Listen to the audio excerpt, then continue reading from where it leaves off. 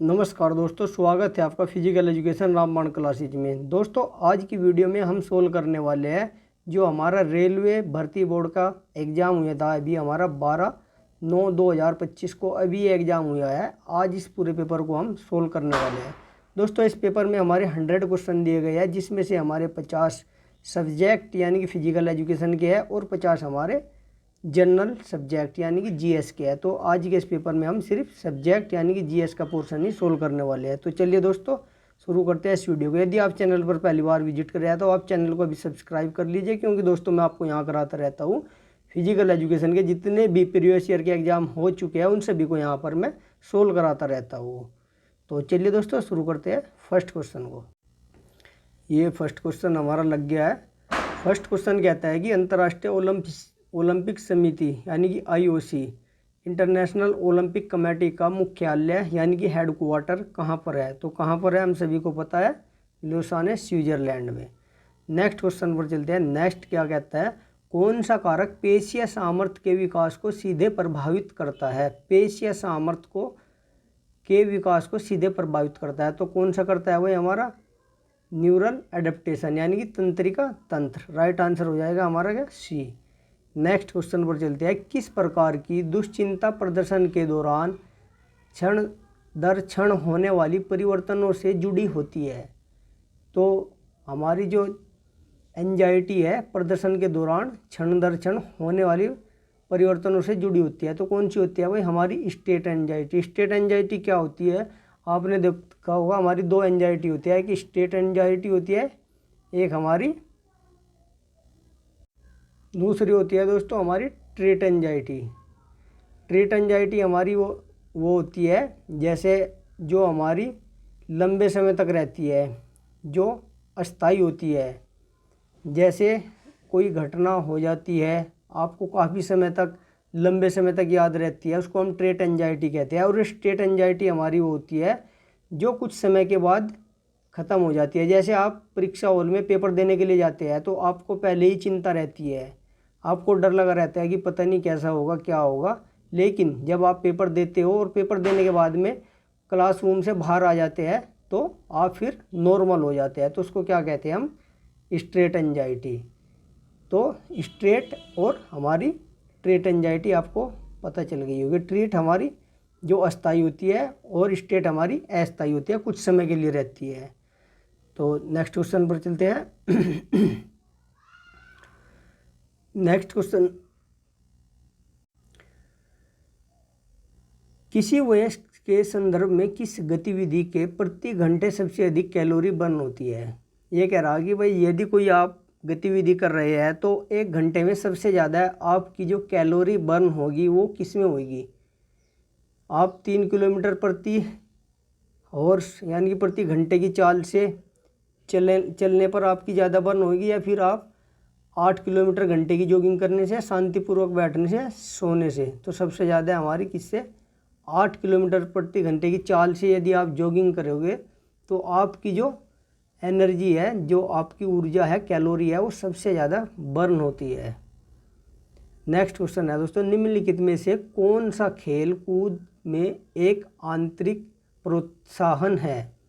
तो आंतरिक प्रोत्साहन खेलकूद में कौन सा है, ये पूछ रहा है। खेलकूद में आंतरिक प्रोत्साहन भाई वो होता है, जैसे प्रोत्साहन हमारे 2 प्रकार के होते हैं, एक तो इंटरनल होता है और एक्सटर्नल। इंटरनल में ये सारी चीज़ें आ जाती है, जैसे आपने किसी ने आपको अवार्ड दे दिया, पुरस्कार दे दिया, पैसे दे दिए, या फिर आपकी प्रशंसा कर दी, तो हमारा एक्सटर्नल मोटिवेशन के अंतर्गत आता है। और इंटरनल में हमारा जो आत्म अंदर से ही हमारी आवाज़ निकलती है, जब आप सोचते हो कि हाँ मैं इस कार्य को करूँगा और इसमें सफल रहूँगा, तो हमारा इंटरनल होता है, जैसे खुद से ही हम प्रेरित होते हैं, तो उसको हम इंटरनल मोटिवेशन कहते हैं। तो आंतरिक प्रोत्साहन क्या होगा, हमारा आत्म सुधार और आनंद, जिसमें हमें आनंद मिलता हो और जिसमें हमारा आत्म सुधार होता है, वो हमारा आंतरिक प्रोत्साहन होता है। नेक्स्ट क्वेश्चन है दोस्तों, भारतीय चिकित्सा अनुसंधान परिषद ICMR की अनुशंका के अनुसार किसी निष्क्रिय वयस्क पुरुष अडल्ट मेल के लिए दैनिक कैलोरी सेवन लगभग कितना होना चाहिए। वही कितना होना चाहिए, एक हमारे भारतीय चिकित्सा अनुसंधान के अनुसार एक वयस्क जो हमारा अडल्ट मेल होता है उसके लिए दैनिक कैलोरी कितनी होनी चाहिए? तो उसके लिए नॉर्मल दैनिक कैलोरी हमारी कितनी होनी चाहिए? 2400 किलो कैलोरी। नेक्स्ट क्वेश्चन, किस प्रकार की पेशी अनैच्छिक होती है और आंतरिक अंगों की भित्तियों में पाई जाती है? तो किस प्रकार की पेशी अनैच्छिक होती है और आंतरिक भित्तियों में पाई जाती है? तो रेखिक, कंकाल, हृदय या अरेखिक? तो राइट हो जाएगा हमारा अरेखिक, इनवॉलेंट्री मसल्स। नेक्स्ट है, निम्नलिखित में से कौन सा कथन सकारात्मक जीवन शैली के संबंध में कल्याण की संकल्पना का सर्वोत्तम वर्णन है? सर्वोत्तम वर्णन करता है तो कौन करता है भाई? हमारी सकारात्मक जीवन शैली का। तो राइट आंसर हो जाएगा हमारा क्या? शारीरिक, मानसिक और सामाजिक कल्याण का समग्र एकीकरण। तो नेक्स्ट क्वेश्चन है हमारा, खेलकूद मनोविज्ञान स्पोर्ट्स साइकोलॉजी में तीव्र आरंभिक अधिगम की अवस्था प्राय किसका संकेत देती है? तो किसका देती है? हमारी अधिगम के शुरुआती अवस्थाओं में तेजी से सुधार। भाई हमारी जो तीव्र और प्रारंभिक यानी कि शुरुआत की जो सीखने की क्षमता होती है, वो अवस्था होती है, वो हमारी शुरुआती बिल्कुल तेज होती है। उसके बाद फिर हम थोड़ा धीमा हो जाते हैं, जो एक पठार की अवस्था आ जाती है। उसके बाद फिर हमारी परफॉर्मेंस एक लेवल पर बनी रहती है जाकर एक आंतरिक एक समय के बाद। नेक्स्ट है हमारा, निम्न में से कौन सा कार्यक्रम शारीरिक शिक्षा सेमिनार का उदाहरण है? भाई सेमिनार का कौन सा उदाहरण है? तो चोट की रोकथाम पर विशेषज्ञ व्याख्यान। आपने देखा होगा भाई, जब PhD स्कॉलर है उन्हें तो पता ही है हमारे जो सेमिनार होते रहते हैं, लेकिन जो हमारे BPED MPED के स्टूडेंट है, BPS के स्टूडेंट है, उनको भी पता होता है। एक सेमिनार हमारा क्या होता है? एक संगोष्ठी होती है जिसमें हम किसी विषय को लेकर उस पर व्याख्यान अपना करते हैं, उस टॉपिक पर हम चर्चा करते हैं, वही हमारा सेमिनार होता है। इसमें कुछ लोग बैठे रहते हैं और एक प्रवक्ता स्पेशलाइज होता है जिसका टॉपिक वो उस टॉपिक के बारे में बताता है, तो वो हमारा सेमिनार होता है। यानी कि आप कह सकते हैं एक संगोष्ठी होती है एक दिन की। नेक्स्ट है, निम्नलिखित में से कौन सा विकल्प शरीर के वजन को मेंटेन रखने के लिए कैलोरी अंतर्ग्रहण और व्यय के बीच संबंध को सर्वोत्तम तरीके से वर्णित करता है? तो वही कैलोरी, शरीर के वजन को मेंटेन रखने के लिए कैलोरी अंतर्ग्रहण और यानी कि कैलोरी लेना और उसको खर्च करने के संबंध को सर्वोत्तम तरीका कौन सा है? इसमें कैलोरी का अंतर्ग्रहण व्यय के बराबर होना चाहिए। जी हाँ, बिल्कुल राइट। यदि आप कोई स्पोर्ट्स खेल रहे हैं और आपको अपने आप को मेंटेन रखना है, तो यदि आपने सपोज ये 1500 कैलोरी आपने बर्न कर दी है, तो आपको 1500 कैलोरी ही आपको लेनी है। ये नहीं है कि आपने बर्न तो करी 500 और ले रहे हैं आप 1000 कैलोरी, तो उससे आपकी फिटनेस मेंटेन नहीं होगी। तो जितना बर्न करनी है, जितनी कैलोरी आपको खर्च करनी है, उतनी आपको लेनी होगी, तभी आप अपने आप को, अपने शरीर को मेंटेन कर सकते हैं। तो इसका राइट आंसर हो जाएगा फर्स्ट। नेक्स्ट क्वेश्चन हमारा क्या कहता है, निम्नलिखित में से कौन सा शारीरिक शिक्षा का मनोवैज्ञानिक उद्देश्य है? भाई शारीरिक शिक्षा का मनोवैज्ञानिक उद्देश्य कौन सा है? संवेगात्मक स्थिरता में सुधार। संवेगात्मक स्थिरता में सुधार, राइट आंसर हमारा बी। नेक्स्ट क्वेश्चन क्या कहता है, काइफोसिस कुब्जता के लिए कौन सा सुधार्थ व्यायाम सर्वोत्तम है? तो वही देखा होगा आपने, काइफोसिस हो जाता है। पिछली वीडियो में बहुत अच्छा समझाया है। जब कोई व्यक्ति होता है, उसकी जो रीढ़ की हड्डी होती है, यहाँ से जो उसका थोरैक्स होता है निकल जाता है पीछे की तरफ, कुबड़ा हो जाता है, जिसे हम राउंड शोल्डर भी कहते हैं। क्या बोलते हैं इसका दूसरा नाम? राउंड शोल्डर भी इसको हम कहते हैं। तो इसमें पूछा है कि इसके लिए कौन सा व्यायाम अच्छा है? तो इसके लिए हम क्या कर सकते हैं? बैक एक्सटेंशन व्यायाम, बैक एक्सटेंशन व्यायाम कर सकते हैं, भुजंगासन कर सकते हैं, और भी बहुत सारे इसके लिए योगासन है। आप उनको इसको करके ठीक कर सकते हैं। नेक्स्ट है हमारा श्वसन वायु धारिता। वाइटल कैपेसिटी से क्या तात्पर्य है? भाई वाइटल कैपेसिटी क्या होता है हमारा? सामान्य श्वसन के दौरान आदान प्रदान हुई वायु या फेफड़ों में वायु का अधिकतम आयतन या अधिकतम अंत श्वसन के बाद उच्छ्वसी अधिकतम वायु। तो भाई हमारा वाइटल कैपेसिटी क्या होता है? अधिकतम श्वसन के बाद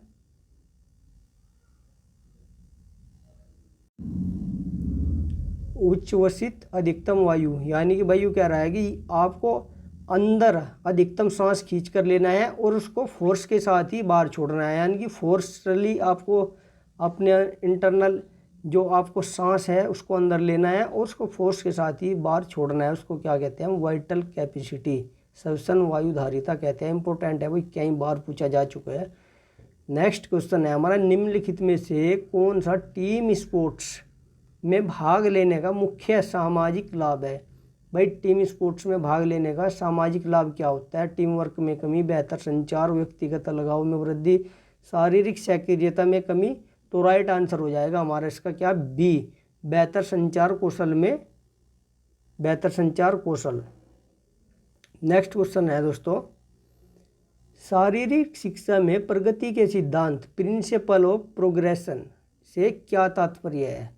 तो वही क्या है? प्रदर्शन में सुधार के लिए कार्यभार में क्रमिक वृद्धि, यानी कि भाई आपका जो लोड है उसको आपको धीरे धीरे बढ़ाना है। जब भी कोई एक्सरसाइज आप कर रहे हैं तो प्रिंसिपल ऑफ लोड प्रोग्रेशन का मतलब है, आज आपने सपोज किया चेस्ट लगा रहे हैं तो चेस्ट में आपको फर्स्ट डे आपने 10 kg वेट लगाया, अगले दिन आपने 15, फिर आपने 20। तो उसको हम एक प्रोग्रेसिव लोड बोलते हैं, यानी कि धीरे धीरे प्रगति करते हैं। उससे हमारी मसल्स अडेप्ट हो जाती है उस लोड को उठाने के लिए, जिसे हम अडेप्टेशन टू लोड भी कहते हैं।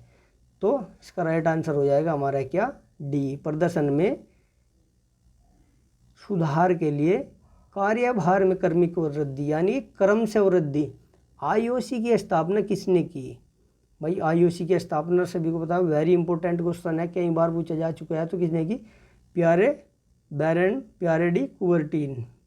प्यारे कुबर्टीन ने आईओसी की स्थापना करी। नेक्स्ट क्वेश्चन है, तो दोस्तों यही कमेंट में बताना है आईओसी की स्थापना कब हुई थी। भाई हमारी जो आईओसी है इसकी स्थापना कब हुई थी, किस सन में हुई थी? कमेंट करके आप बताइए। आपको 10 सेकंड का समय मैं देता हूँ, जल्दी से आप कमेंट करके बताइए आईओसी की स्थापना कब हुई थी। सभी कमेंट कीजिए, आईओसी की स्थापना कब हुई थी। कमेंट सहित 5 सेकंड हो चुकी है, 5 सेकंड और बची है। जल्दी से जिसने नहीं किया कमेंट वो भी जल्दी से कर दीजिए। तो कब हुई थी सभी को कमेंट करके बताना है। नेक्स्ट है, एथलीटों में प्रतियोगिता पूर्व दुश्चिंता को कम करने के लिए कौन सी मनोवैज्ञानिक तकनीक सबसे प्रभावी होती है? भाई एथलीट, जैसा आप कोई गेम खेलने जाते हैं यार, गेम से पहले आपके अंदर एक चिंता होती है, तो उसे कम करने के लिए कौन सी मनोवैज्ञानिक तकनीक सबसे अच्छी है?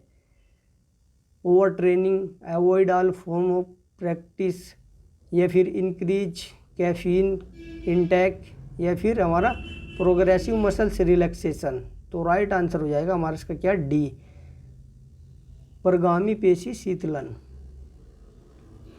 नेक्स्ट क्वेश्चन है, एटकिंसन के उपलब्धि सिद्धांत के अनुसार उपलब्धि व्यवहार का परिणाम होता है। तो वह एटकिंसन के उपलब्धि अभिप्रेरणा के अनुसार सिद्धांत के अनुसार उपलब्धि व्यवहार का परिणाम क्या होता है? सफलता के लिए अभिप्रेरणा, सफलता की संभावना और सफलता के लिए प्रोत्साहन मान के बीच अंतःक्रिया। तो राइट आंसर हो जाएगा हमारा क्या इसका? ए। नेक्स्ट क्वेश्चन है, सामान्य श्वसन के दौरान प्रश्वसन के लिए उत्तरदायी प्राथमिक पेशी है। तो भाई जब आप नॉर्मली रेस्पिरेशन करते हो तो उस दौरान आपकी जो मसल्स है वो कौन सी होती है? प्राइमरी। तो प्राइमरी सबसे पहले हमारी होती है क्या? डायफ्राम। राइट आंसर हो जाएगा हमारा इसका क्या? D, diaphragm. नेक्स्ट क्वेश्चन है दोस्तों हमारा, शारीरिक सक्रियता और व्यायाम में क्या अंतर है? शारीरिक सक्रियता, फिजिकल एक्टिविटी एंड एक्सरसाइज में क्या अंतर होता है? तो वही क्या होता है, हमारा कोई भी गतिविधि शारीरिक सक्रियता है। जो हमारी कोई भी गतिविधि है वही वो क्या है, हमारी शारीरिक सक्रियता है।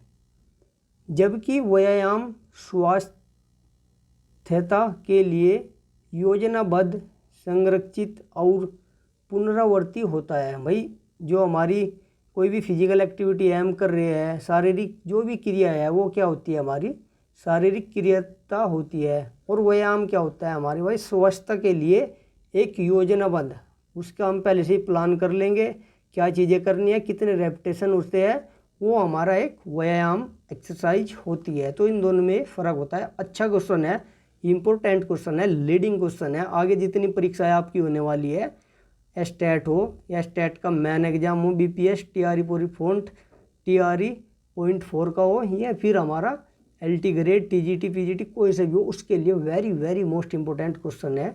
ऐसे क्वेश्चन अब पूछे जाने लगे हैं।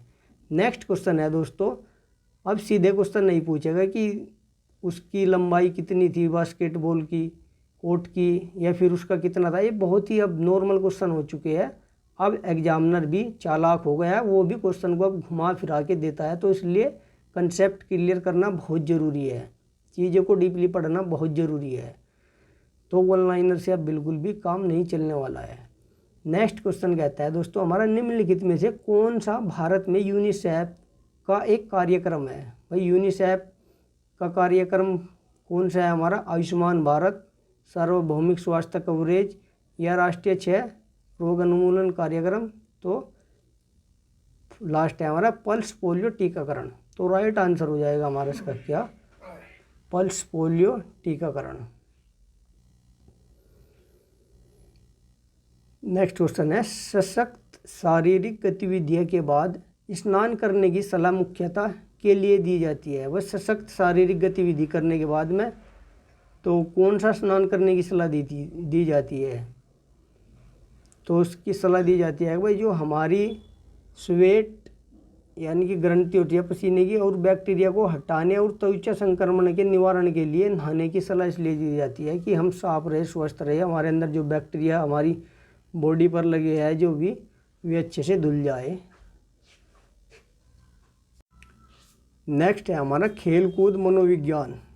स्पोर्ट्स साइकोलॉजी में संवेग को सर्वोत्तम रूप से किस प्रकार परिभाषित किया जाता है? तो किस प्रकार परिभाषित किया जाता है वही हमारा स्पोर्ट्स साइकोलॉजी को, एक अल्पकालिक मानसिक स्थिति, यानी कि क्या कह रहा है, एक अल्पकालिक मानसिक स्थिति जिसमें शारीरिक उद्दीपन और अभिव्यक्ति शामिल होती है।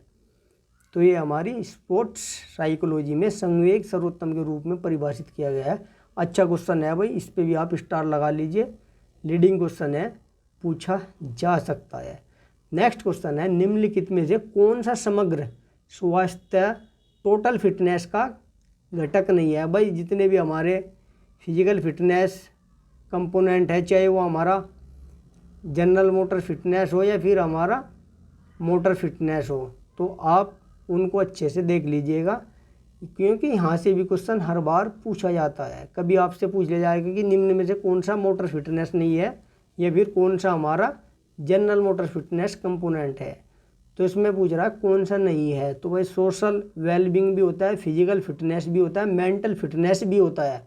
तो हमारा पॉलिटिकल यानी कि राजनीतिक जागरूकता का हमारे फिटनेस से कोई भी संबंध नहीं है। तो इसका राइट आंसर हो जाएगा क्या, हमारा डी। नेक्स्ट क्वेश्चन है हमारा, बास्केट में खेल की शुरुआत होती है। तो बास्केट बॉल हमारा जो होता है भाई, उसमें आपने देखा होगा हमारे बास्केटबॉल कोर्ट की लंबाई चौड़ाई कितनी होती है, 15 गुणा 28 मीटर होती है। ये है क्वेश्चन भी कई बार पूछा गया है कि बास्केट जो कोर्ट होता है उसकी लंबाई चौड़ाई कितनी होती है। तो इसकी हमारी कितनी होती है, 15 गुणा 28 मीटर। तो ये पूछ रहा है सेंटर सर्किल पर बॉल का उछालने से। अच्छा हाँ, जो हमारा ये सेंटर सर्किल होता है तो भाई इसमें यहाँ से बॉल को ऊपर उछाला जाता है, तब हमारे बास्केटबॉल की शुरुआत होती है। और दोस्तों आप यही याद रखिए, आपसे ये भी पूछा जा चुका है कि हॉकी खेल की शुरुआत कैसे होती है।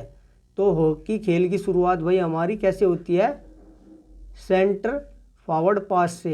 यहाँ से जैसे ये हमारा हॉकी का कोर्ट हो गया, ये हमारा हॉकी का कोर्ट है, और इसका जो ये सेंटर होता है, यहाँ भी हमारा सेंटर सर्किल होता है जिसे हम डी पॉइंट बोलते हैं। तो यहाँ से एक कप्तान इधर होता है, एक यहाँ, दोनों आपस हॉकी को स्ट्रिक करते हैं और यहाँ से इसको पास करते हैं, तो इसकी गेम की शुरुआत होती है। और यहाँ से एक क्वेश्चन भी पूछा गया है कि यदि हॉकी खेल में किसी खिलाड़ी को चोट लग जाती है और गेम रुक जाता है या फिर कोई फाउल हो जाता है तो वो खेल दोबारा कैसे शुरू किया जाता है। तो भाई दोस्तों, दोबारा से जब हॉकी का खेल शुरू होता है वो हमारा बुली पास से होता है। किससे होता है, बुली से होता है। आपने सुना भी होगा, क्वेश्चन कई बार पूछा गया है कि बुली शब्द किस खेल से संबंधित है। बुली वेरी वेरी मोस्ट इंपॉर्टेंट है, कई बार पूछा गया है कि बुली शब्द का संबंध किससे है, तो किससे है, हमारा हॉकी से है। और इसका मतलब क्या होता है, इसका मतलब होता है गेम को पुनः स्टार्ट करना, गेम को दोबारा से शुरू करना। जब फाउल हो जाता है, चोट लग जाती है खिलाड़ी को, दोबारा हम खेल शुरू करते हैं तो उसको हम बुली कहते हैं। बुली के द्वारा ही हॉकी खेल शुरू किया जाता है। और स्टार्टिंग में कैसे किया जाता है, सेंटर पास से। तो नेक्स्ट क्वेश्चन है हमारा, which of the following option best represent of correct formula for the energy balance equation in human physiology. तो भाई इसका करेक्ट जो फॉर्मूला है वो पूछा है, कौन सा है यहाँ पर, हमारा energy balance equation of physiology का। तो राइट आंसर दे रखा है इन्होंने यहाँ, energy intake minus energy expenditure is equal to energy balance. तो राइट आंसर हो जाएगा हमारा क्या, energy intake minus energy expenditure is equal to energy balance. अच्छा क्वेश्चन है, नया क्वेश्चन है, तो अब ऐसे क्वेश्चन भी आने लगे हैं। नेक्स्ट क्वेश्चन है भैया, निम्नलिखित में से कौन सा मनोरंजन के लिए कैंपिंग का प्राथमिक लाभ नहीं है। तो दोस्तों आपने देखा होगा, आपने भी कभी कैंप किया होगा। हमारे जो एक एनएसएस है, एनएसएस का कैंप होता है, एक एनसीसी का कैंप होता है, और उसमें हम जाते हैं तो एक अपना अलग ही एक्सपीरियंस अनुभव होता है। उसमें सबसे जो मेन होता है हमारे अंदर जो डेवलप होता है, क्या होता है, लीडरशिप क्वालिटी। यानी कि दोस्तों हमारे अंदर, उसके अंदर क्या होता है, लीडरशिप क्वालिटी और एक डिसिप्लिन। यानी कि हम एक डिसिप्लिन, एक अनुशासन हमारे अंदर पैदा होता है उस कैंप के माध्यम से। उस कैंप में जो हम प्रतिभाग करते हैं, बहुत सारे लोग आते हैं, सबका जो व्यवहार होता है, मनोवैज्ञानिक, सबका बोलने का, सोचने का, सबका तरीका सबका अलग होता है। हमें उन सभी के साथ में एक कोऑर्डिनेशन, एक समन्वय बना के रखना होता है। तो बहुत सारी चीज़ें हम उस कैंप में सीखते हैं। जैसे एक सर्किल के अंदर बहुत सारे लोग, कोई हमारा पंजाब से, कोई बिहार से, कोई उत्तर प्रदेश से, कोई हमारा झारखंड से है, कोई हमारा हरियाणा, चंडीगढ़, सारी जगह से उस कैंप में हम एक साथ मिलकर रहते हैं। तो सबके साथ में हमारा कम्युनिकेशन होता है, एक दूसरे के व्यवहार, बोल, भाषा और उनका कल्चर, सभी चीज़ें हम सीखते हैं उन सभी से आपस में। तो ये सारी चीज़ें वो ही सीख सकता है जिसने एक कैंप किया है। और आप में भी जो लोग वीडियो को देख रहे हैं उन्होंने भी कैंप किया होगा, उन्हें पता है कैंप की क्या महत्व होता है, कैंप का करने से कितने सारी क्वालिटी हमारे अंदर, क्वालिटी जिससे जागरूक होती है, इम्प्रूव होती है, और हमारा जीवन उस कैंप को करने से कितना अच्छा होता है। तो इसमें भी यही पूछा है कि कैंपिंग का प्राथमिक लाभ क्या नहीं है। तो क्या नहीं है भाई हमारा इसमें, इंडोर गेमिंग कौशल में सुधार। इंडोर गेमिंग कौशल में सुधार इसका कैंप का तात्पर्य नहीं है। यानी कि भाई हमारा ये भी होता है, टीम कार्य और सहकारिता में वृद्धि, पर्यावरण जागरूकता में वृद्धि, शारीरिक गतिविधि को प्रोत्साहन। तो ये कैंप के हमारे कार्य होते हैं। नेक्स्ट क्वेश्चन दोस्तों हमारा, शारीरिक शिक्षा और खेल के संदर्भ में निम्नलिखित में से कौन सा विकल्प व्यावसायिक स्वास्थ्यवर्त का सर्वोत्तम वर्णन करता है। तो कौन सा करता है हमारा, व्यावसायिक स्वास्थ्यवर्त का पर्यावरणीय और कार्यस्थल कारकों को नियंत्रित करके स्वास्थ्य जोखिम को रोकने का अभ्यास। तो राइट आंसर हो जाएगा क्या हमारा इसका डी। नेक्स्ट क्वेश्चन दोस्तों हमारा क्या कहता है, खराब sleep hygiene, poor sleep hygiene वाले एथलीटों को सबसे अधिक किन समस्याओं का अनुभव होने की संभावना होती है। तो वह क्या होने की अनुभव होने की संभावना होती है, प्रतिक्रिया काल में कमी, थकान और चोट लगने का अधिक जोखिम। तो ये हमारे किस में होता है, जो पुअर स्लीप हाइजीन वाले एथलीट होते हैं उनमें इसका जोखिम अधिक होता है। नेक्स्ट क्वेश्चन दोस्तों हमारा क्या कहता है, फिजिकल फिटनेस में उत्कर्मण्यता के सिद्धांत से क्या तात्पर्य है। तो भाई क्या है हमारा उत्कर्मण्यता सिद्धांत, प्रशिक्षण बंद होने पर स्वास्थ्य के स्तर में अवनति होती है। यानी कि भाई जो आप प्रशिक्षण कर रहे हैं उसे बंद होने के बाद भी जो आपका स्वास्थ्य स्तर है उसमें फिर भी अवनति होती रहती है। तो ये हमारा उत्कर्मण्य सिद्धांत होता है। नेक्स्ट है दोस्तों हमारा, निम्नलिखित में से कौन सा खेलकूद चिकित्सा स्पोर्ट्स मेडिसिन के प्राथमिक उद्देश्य का सर्वोत्तम वर्णन करता है। तो कौन सा करता है हमारा प्राथमिक उद्देश्य का, स्पोर्ट्स मेडिसिन के जो प्राथमिक उद्देश्य है उसका सर्वोत्तम वर्णन कौन करता है। तो कौन करता है हमारा, चोटों को रोकने और प्रतिबंधित करते हुए प्रदर्शन को प्रोत्साहित करना। तो राइट आंसर हो जाएगा क्या हमारा दोस्तों सी। नेक्स्ट क्वेश्चन हमारा क्या कहता है, निम्नलिखित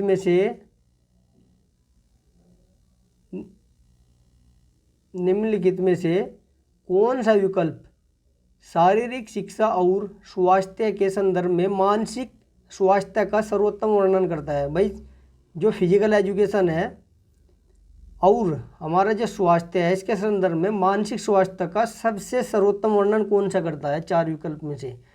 तो कौन सा करता है हमारा, शरीर को हानिकारक सूक्ष्म जीवों से मुक्त कराने का अभ्यास, नियमित व्यायाम के माध्यम से शारीरिक स्वास्थ्य बनाए रखने की प्रतिक्रिया, संज्ञानात्मक प्रदर्शन को प्रदर्शित करने के लिए संतुलित पोषक तत्वों का सेवन, यह फिर हमारा डी राइट ऑप्शन हो जाएगा। स्वास्थ्य आदतों के माध्यम से मानसिक स्वास्थ्य का विकास और अनुरक्षण किसका हमारा, स्वस्थ आदतों के माध्यम से मानसिक स्वास्थ्य का विकास और अनुरक्षण। नेक्स्ट क्वेश्चन क्या कहता है हमारा, व्हाट इज द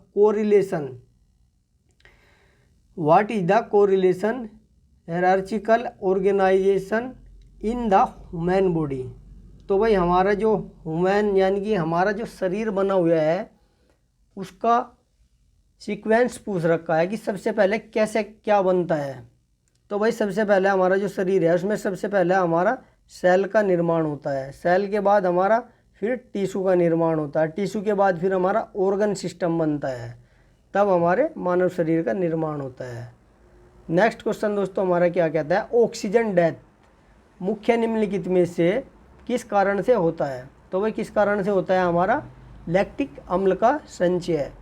भाई हमारा क्या होता है ऑक्सीजन डेथ, सपोज करिए आपने 30 मिनट एक्सरसाइज करी, 30 मिनट एक्सरसाइज में आपने 200 किलो ऑक्सीजन ले लिया, आपने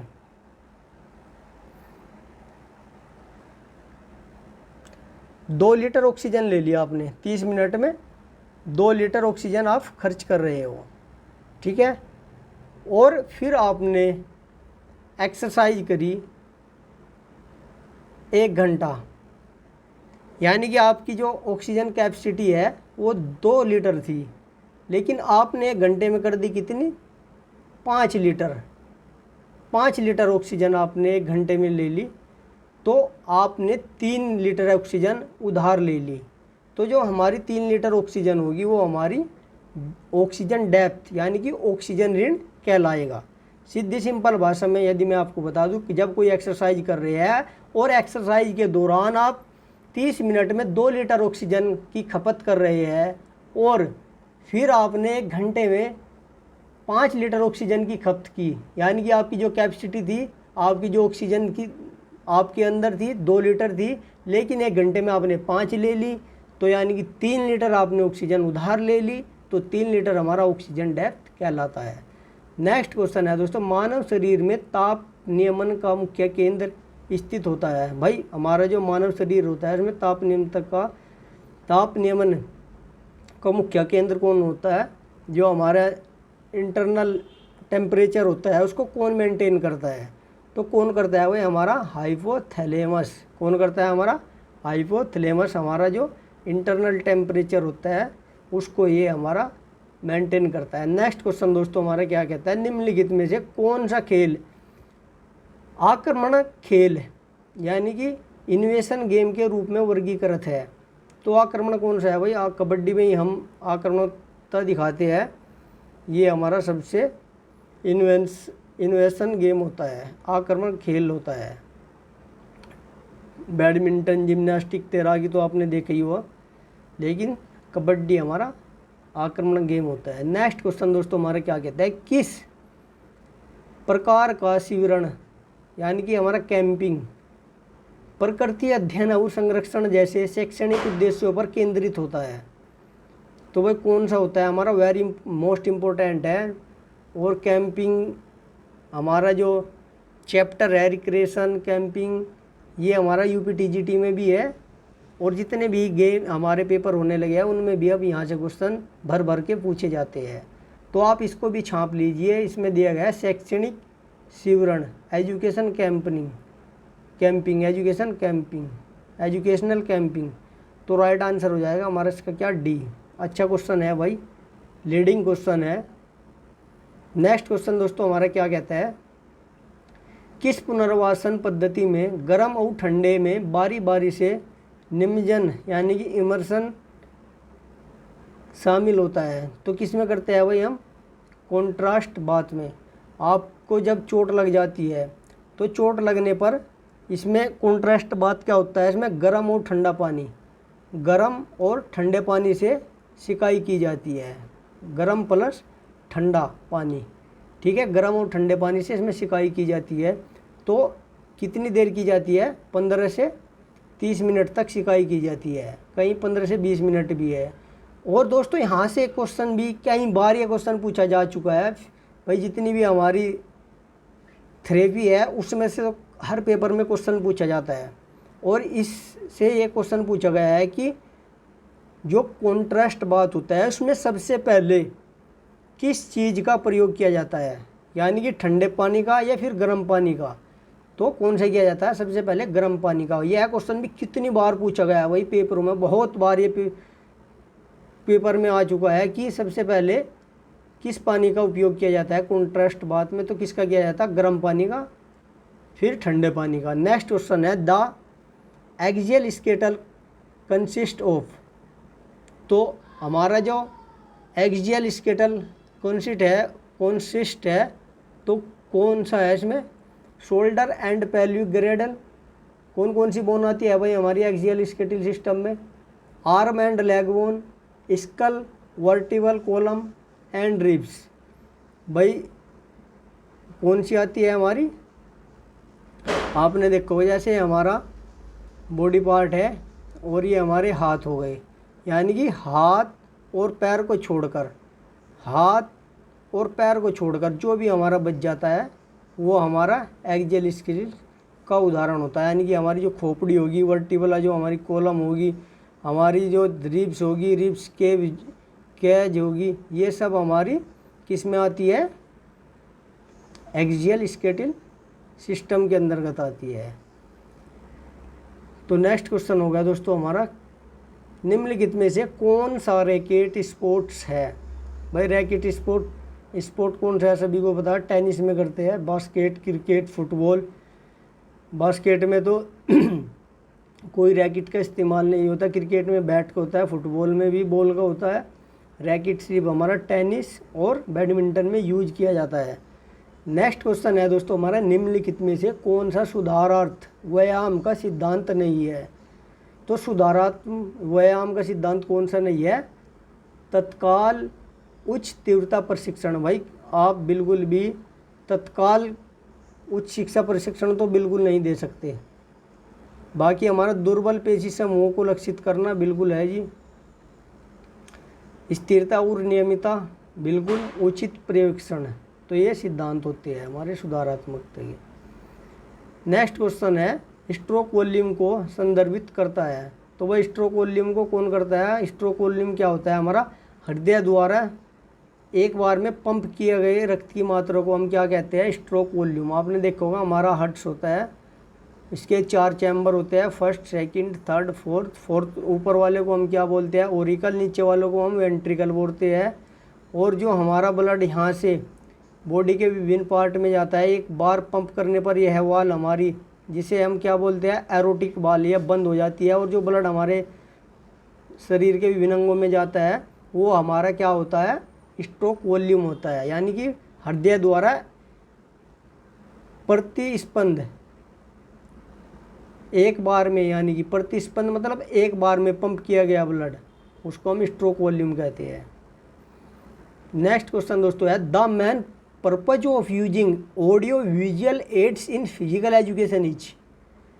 तो फिजिकल एजुकेशन में जो ऑडियो विजुअल एड्स है इन फिजिकल, तो वे किससे है? तो राइट आंसर हो जाएगा दोस्तों इसमें क्या हमारा? To provide variety and increase effectiveness of learning. यानी कि भाई जो हमारी लर्निंग की बहुत सारी वेराइटीज़ है उनको यह प्रभावित करती है। हमारी जो ऑडियो विजुअल फिजिकल एजुकेशन के जो एड्स होते हैं, जो उपकरण होते हैं, वो हमारी सीखने की क्षमता में विभिन्नता लाते हैं, इम्प्रूव करते हैं, उसको निखारते हैं। नेक्स्ट क्वेश्चन है निम्नलिखित में से कौन सा कथन समग्र स्वास्थ्य को बनाए रखने के लिए संतुलित आहार में आहार्य फाइबर के कार्य का सर्वोत्तम तरीके से वर्णन करता है? एक बार और पढ़ लीजिए क्वेश्चन को भाई। ये कह रहा है कि स्वास्थ्य को बनाए रखने के लिए संतुलित आहार में आहार्य फाइबर, यानी कि जो हमारे डाइटरी फाइबर होते हैं, के कार्य का सर्वोत्तम तरीके से वर्णन कौन करता है? तो कौन करता है भाई? हमारा कोलेस्ट्रॉल के स्तर को कम करता है और पाचन स्वास्थ्य में सहायता करता है। वेरी वेरी इंपॉर्टेंट है भाई, अच्छा क्वेश्चन है। कोलेस्ट्रॉल के स्तर को कम करेगा और पाचन स्वास्थ्य में सहायता करता है। आज का नेक्स्ट क्वेश्चन है शारीरिक गतिविधि के लिए अच्छी स्वास्थ्य और ऊर्जा संतुलन बनाए रखने में पर्याप्त नींद का मुख्य लाभ क्या होता है? भाई जो पर्याप्त नींद है, आजकल पर्याप्त कौन ले रहा है भाई? आजकल तो ज़्यादातर लोग रात को भी अपना जो मोबाइल है उसमें रात तक भी टिक टिक करते रहते हैं, लगे रहते हैं, 1-2 बज जाता है, पता ही नहीं चलता। लेकिन फिर भी हमारे जो फिजिकल एजुकेशन के हमारे दोस्त हैं उनका एक निश्चित समय होता है, वो टाइम पर सोते हैं, टाइम पर उठते हैं, क्योंकि उन्हें सुबह ग्राउंड भी जाना होता है और अपने आप को फिट भी रखना होता है। तो फिजिकल एजुकेशन टीचर जहाँ भी होता है, स्टूडेंट होता है, वो अलग ही, सबसे अलग दिखता है, उसकी पर्सनैलिटी सबसे अलग दिखाई देती है, क्योंकि वो अपनी चीज़ों को मेंटेन करके रखता है, सारी चीज़ों को समय समय पर करता है।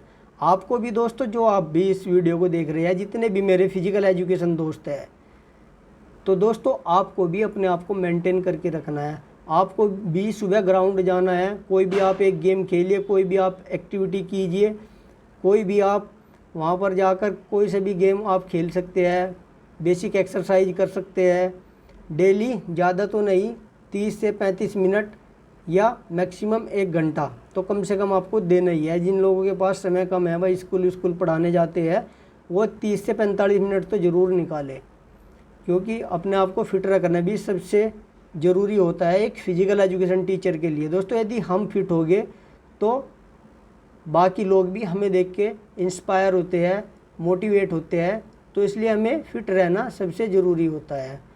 और 30 से 45 मिनट हमें अपने आप के लिए देना ही होगा। यदि आप फिट है तो सब आपके पास है, यदि आप फिट नहीं है तो आपके पास सब कुछ होते हुए भी कुछ नहीं है, आप जीवन का मज़ा नहीं ले सकते। जो एक स्वस्थ व्यक्ति अपने जीवन का मज़ा लेता है वो कोई भी नहीं ले सकता, चाहे उसके पास कितना भी पैसा हो, वो तब भी नहीं ले सकता। तो फिट रहिए, खाइए, मस्त रहिए। नेक्स्ट है दोस्तों निम्नलिखित में से कौन सा शारीरिक शिक्षा के श्रवण साधन है? सुनने वाला साधन क्या है वह सबको पता है। उपकरण हमारा साधन टैप रिकॉर्डर पहले हर घर में रखे रहते थे टैप, अब तो मोबाइल ने ऐसे जकड़ लिया लोगों को। अब रेडियो भी धीरे धीरे ख़त्म ही हो गई है, टेलीविज़न भी अब ख़त्म हो गया। अब तो एलसीडी और मोबाइल से लोगों को फुर्सत नहीं है। नेक्स्ट है दोस्तों मेरे, निगेटिव एनर्जी बैलेंस से क्या तात्पर्य है। भाई निगेटिव एनर्जी बैलेंस, ऋणात्मक ऊर्जा संतुलन क्या होता है। तो भाई क्या होता है, अंतःग्रहण इंटेक लेस देन एक्सपेंडिचर, यानी कि व्यय, अंतःग्रहण व्यय। नेक्स्ट क्वेश्चन दोस्तों हमारा क्या कहता है, ऑक्सीजन को अंदर लेने और कार्बन डाइऑक्साइड को बाहर छोड़ने की क्रिया को क्या कहते हैं। सभी को पता है, श्वसन क्रिया कहते हैं, सांस लेना छोड़ना। ये तो आप नींद में भी राइट करके आओगे। नेक्स्ट क्वेश्चन हमारा, और आज का दोस्तों आखिरी क्वेश्चन है, tapping and branching are primary use in injury management for. तो हमारी जो tapping and bracing are primary use in injury management किसके लिए है। तो अच्छा क्वेश्चन है दोस्तों, providing support and preventing reinjury, यानी कि हमारी जो प्रोवाइडिंग सपोर्ट है और प्रिवेंटिंग री इंजरी के लिए हमारी tapping and branching primary use की जाती है इंजरी मैनेजमेंट। तो दोस्तों ये हमारे आज ये 50 क्वेश्चन थे। आगे हमारे जनरल क्वेश्चन चल गए, आप जनरल को भी देख लीजिए कैसे पूछे जाते हैं, क्योंकि एलटी का हमारा एग्ज़ाम आ रहा है। और एलटी वाले पेपर कहाँ से उठाएंगे, हमारे यहाँ से ही उठाएंगे, ये जो सेंट्रल के है। कैसे क्वेश्चन है देख लो आप, मोटा मोटा देख लो, फटाफट 5 मिनट में सारे दिखा देता हूँ। भैया हमारा रीजनिंग का क्वेश्चन है, क्या दे रखा है, ABCD है, आर है, एक गोल मेज पर बैठे हैं, इस तरफ उनका मुंह है, ये है। ये क्वेश्चन हमारा ऐसा पूछा जाता है, ये अब ट्रेंडिंग में चल रहा है ये क्वेश्चन। तो ऐसे क्वेश्चन से आप प्रिपेयर होकर जाइए, क्योंकि एलटी ग्रेड हमारे जितने भी अब कॉमन पेपर है उनमें ये पूछे जाने लगे हैं। नेक्स्ट है हमारा, कार्बन में निम्नलिखित में से कौन सी प्रतिक्रिया कार्बन डाइऑक्साइड में वायुमंडल में वापस मुक्ति करती है। तो कौन सी करते हैं भाई, हम श्वसन वापस। दूसरा हमारा दिया गया भाई, ये कुछ हमारे अल्फ़ाबेटिकल नंबर दिए गए हैं और इसमें पूछा है जी को हटाते हुए अंतर अक्षरों को हटा दीजिए, तो नई श्रृंखला से 7वां अक्षर कौन सा होगा। तो ये हमारा रीजनिंग का है। फिर हमारा एक क्वेश्चन मैथ का दे दिया गया भाई, एक व्यक्ति की 200 किलोमीटर की दूरी 50 किलोमीटर की चाल से और अगली 300 इतने से और इतने से तय करता है, तो उसके दशमलव की है पूछ रखा है, तो क्या होगी। तो अगला हमारा है, ये दे रखा है कि अंग्रेजी वर्णानुक्रम पर आधारित 4 अक्षर समूह के 3 अक्षर समूह एक निश्चित तरीके से समान और प्रकार से ग्रुप बनाते हैं। तो ये हमारा रीजनिंग का है। फिर ये हमारा एक क्वेश्चन और यहाँ पर दिया गया है, किसी माध्यम से निरपेक्ष अपवर्तन की चाल से। और तो ये PDF में भेज दूंगा, देख लीजिएगा आप इसको भी एक बार। जिसे PDF चाहिएगी नीचे कमेंट करके बता दीजिएगा, और नीचे आपको टेलीग्राम का लिंक मिल जाएगा, मेरा इंस्टाग्राम का लिंक मिल जाएगा, आप मैसेज करके इस PDF को ले सकते हैं। अच्छी PDF है, इसमें जितने भी ये क्वेश्चन दिए गए हैं। ये देखो, ये हमारा करंट अफेयर में दे रखा है कि ओलंपिक स्वतंत्रता के बाद एक ही संस्करण में 2 पदक जीतने वाली प्रथम भारतीय कौन है। भाई वेरी मोस्ट इम्पोर्टेंट है ये क्वेश्चन, कई बार अभी पूछा गया है, जो अभी एग्जाम हुई है। तो कौन है भाई, मनु भाकर है। मैंने पिछली वीडियो में बहुत अच्छे से मनु भाकर के बारे में बताया है। अभी इसे हाल ही में क्या मिला है, इसे हमारा राजीव गांधी खेल रत्न पुरस्कार से इसको सम्मानित किया गया है। यह शूटिंग की प्लेयर है, इसने सिंगल और डबल में 2 मेडल जीते हैं। तो दोस्तों ये ऐसे क्वेश्चन आते हैं। दूसरा ये है कि भाई कुछ रजाई टेलीविज़न है और कुछ टेलीविज़न लाइट है, और कुछ गधे घोड़े हैं और घोड़े गधे हैं। तो ऐसे ऐसे क्वेश्चन भी आप देख के जाइए, हर नेट के एग्ज़ाम होते हैं उसमें ही पूछा जाता है। ये श्रृंखला दी गई है, इसमें आपको बताना है कि बीच में क्या आने वाला है। भाई एलटी ग्रेड में भी यहाँ से देखियो, आपको कई क्वेश्चन यहाँ से उठे हुए मिलेंगे। बस क्या करेंगे, इनकी डिजिट बदल देंगे और बाकी आपको। और कुछ क्वेश्चन तो जो एग्जामिनर है भाई आजकल तो ऐसे कैसे उठा के रख देते हैं, कुछ तो डिजिट इसकी वो भी नहीं बदलते, डिजिट भी नहीं बदलते, वही रख देते हैं सेम टू सेम। ये देखिए कितना अच्छा क्वेश्चन है। 2025 में खेलो इंडिया बैनर के अंतर्गत आयोजित खेलो इंडिया बीच गेम्स का पहला संस्करण किस स्थान पर किया गया। भाई देखिए क्या करंट का क्वेश्चन, क्या मस्त क्वेश्चन इन्होंने पूछा है। तो कहाँ किया गया, दीव में किया गया। तो ऐसे स्पोर्ट्स के भी क्वेश्चन इन्होंने दे रखे हैं, अच्छे क्वेश्चन है। ये आपको जितने भी आप एग्ज़ाम देने वाले हैं भाई उसमें रखे मिलेगा। वीडियो आपके लिए बहुत रामबाण साबित होने वाली है। ये दे रखा हमारा एक क्वेश्चन और जीएस का है, किसी ब्रिटिश नीति ने भारतीय राज्यों को अपने में मिलाने की अनुमति दी जिनके शासक बिना किसी स्वाभाविक उत्तराधिकारी मर गए थे। तो इसका क्या है, व्यापकगत सिद्धांत। तो ये हमारे 50 क्वेश्चन हो रहे हैं इसी प्रकार के, इसमें मैथ के भी है और ये हमारे रीजनिंग के भी, जीएस के भी, करंट अफेयर के भी, बायोलॉजी के भी। ये देखिए पशु शरीर में उपकला ऊतक का प्राथमिक कार्य क्या है, बताइए यार कितना अच्छा क्वेश्चन। आवरण और सुरक्षा, ये तो हमारा नॉर्मल क्वेश्चन है।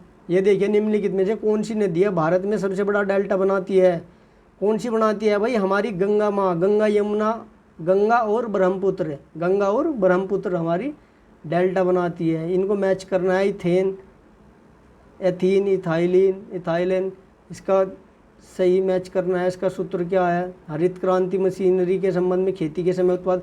भाई खेती का तो हमारा इसमें भी दे रखा है, जो सा हमारा एलटी ग्रेड का है आपने देखा उसमें एक यूनिट हमारी एग्रीकल्चर की दी हुई है।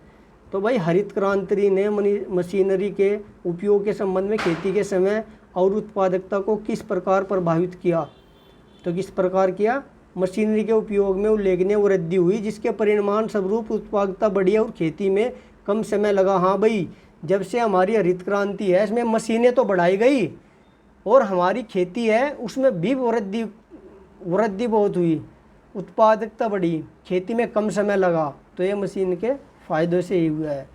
ये एक और हमारा अभी देखिए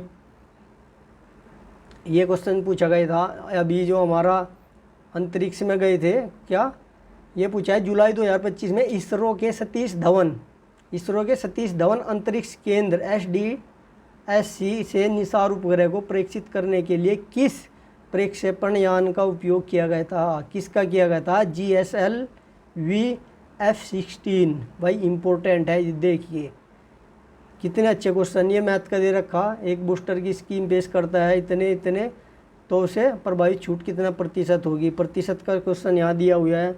ये हमारा फिर ये सर्दियों के दौरान उत्तर पश्चिम भारत में अचानक वर्षा होती है, ये हमारा जियोग्राफी का दे दिया। इसके बाद हमारा ये फिर एक स्टैटिक्स का दे दिया, सांख्यिकी का दे दिया और ये हमारा एक कंप्यूटर का दे दिया। तो दोस्तों पेपर बहुत अच्छा बना रखा है बनाने वाले ने।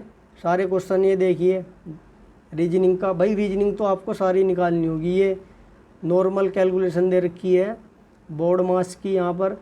ये फिर हमारा एक स्कूल लाइब्रेरी में फिजिशियन और नॉन फिजिशियन पुस्तकों का अनुपात 4:3 है।